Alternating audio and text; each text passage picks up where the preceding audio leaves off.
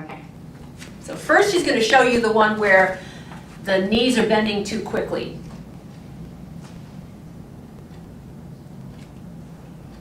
Yeah, so first you're going back through phase 1 and you're just doing the hover.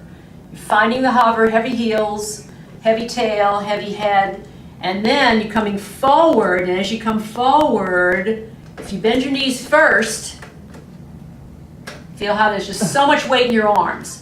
And then come down and come away.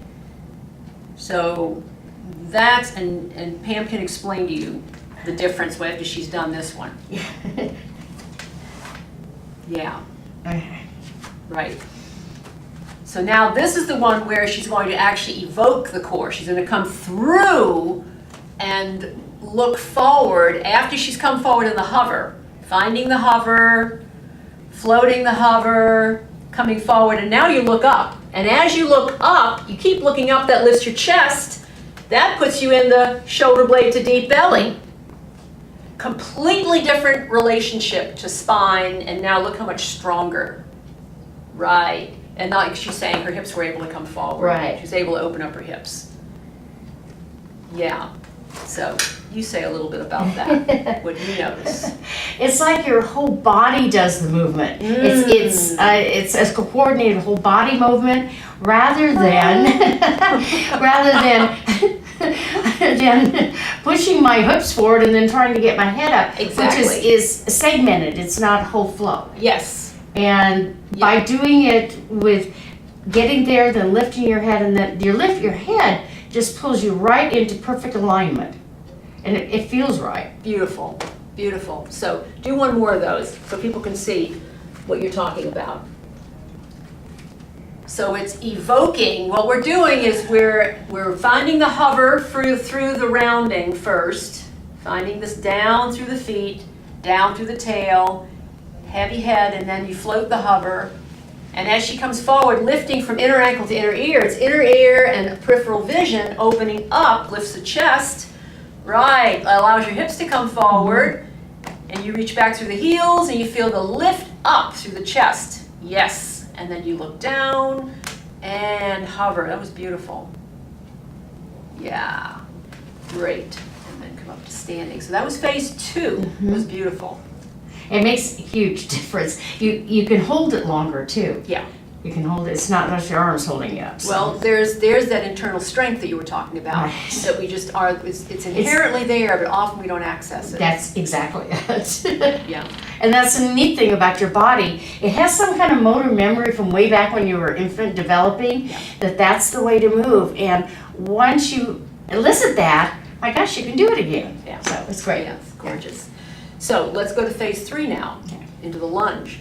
And what I'd like to do here, because this has been so powerful, is to show how we actually you helped to add the first part, which is you're in the lunge, you go forward, come off the back foot and go forward, put the foot back, stay there, don't just rotate right away. Because remember how just staying there was so powerful to just go up and down on that, Right. ball that foot. In fact, we didn't even get to rotate because there was so many little things we had to work on that. Yeah, and how powerful that was, Was important huge. that was for the buoyancy of your pelvis. And what I was doing before, when I was doing phase 3, I wasn't going into the lunge.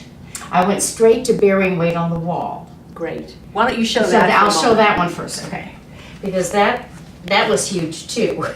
So let's see if the chair's in the right place Yeah. for you. If that's another thing. Just be willing to change, to move things around so that it all works for you in each phase. I think it's going to be. It looks good. Yeah.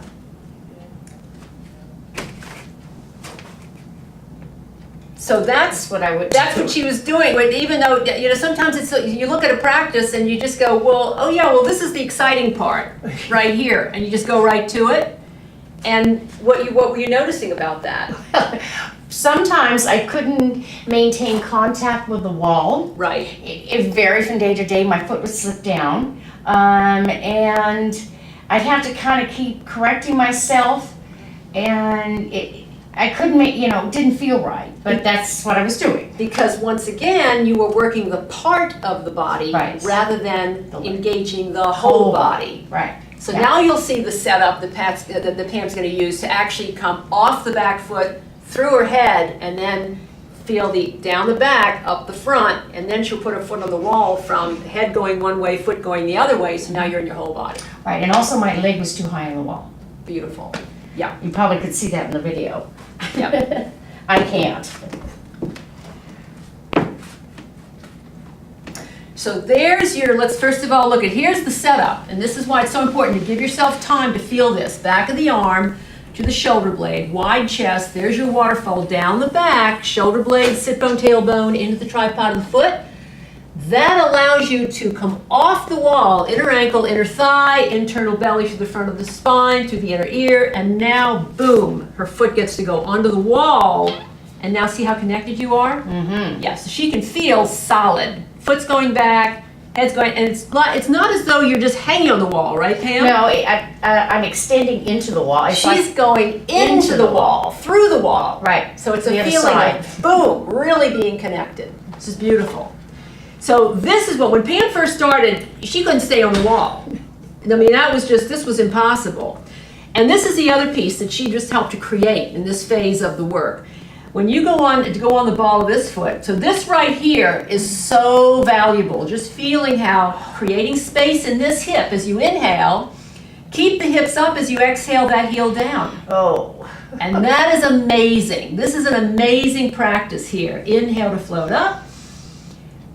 Exhale, yes. So you're imagining floating the spine toward the ceiling, keeping the hip floating, the spine floating as you exhale the heel down and you're creating space. And you see how much you're asking this hip to open, that leg to reach more, to get more connected. There's so much happening with this tiny movement right here. Mm-hmm. Beautiful. So you feel like you can rotate? Yeah. So you're right. So you're reaching through the wall. Very good. Yes. Coming from, right, there's that, using the rotate.